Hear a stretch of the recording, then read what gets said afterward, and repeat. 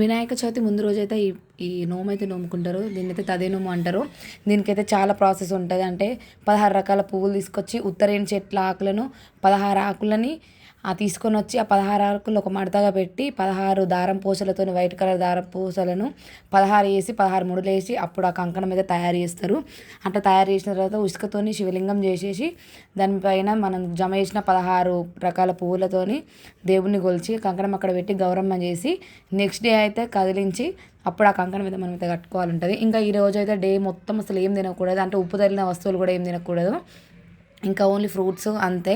ఇంకా ఈవినింగ్ అయితే దేవుడి దగ్గర పెట్టిన కుడుములు ఉంటాయి కదా, అవైతే తినొచ్చు. అంటే గోధుమ పిండితో చేసినవి కుడుములు ఉంటాయి, అవి చక్కెర వేసుకొని తినాలి. అందులో ఉప్పు మాత్రం కూడా వేయరు. ఇంకా ప్రాసెస్ మొత్తం అయిపోయింది. పూజ కూడా అయిపోయిన తర్వాత మాకు ఇంటి ముంగడ గణేష్ మండపం ఉంటే ఇంకా అక్కడ రంగులు వేయమని చెప్పారు. అంటే పెయింటింగ్తోని ముగ్గులు వేయమని చెప్పేటి అక్కడికైతే వెళ్ళేసి ముగ్గులు అయితే వేసినాం. ఇంకా చాలా రోజులు అవుతుంది పెయింటింగ్ అంటే ఈ ముగ్గులు వేయక.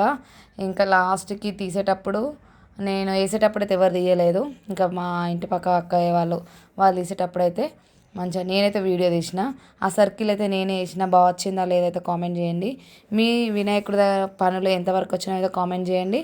ఇది వీడియో నచ్చితే లైక్ చేయండి. ఎంతమందికి తదేనం తెలుసో అయితే కామెంట్ చేయండి. నచ్చితే లైక్ అండ్ షేర్. ఇదైతే కేవలం భర్తల కోసమే చేస్తారు, మంచి భర్త రావాలని. ఇదైతే గౌరీదేవి పార్వతీదేవి శివుడి కోసం చేసిందన్న.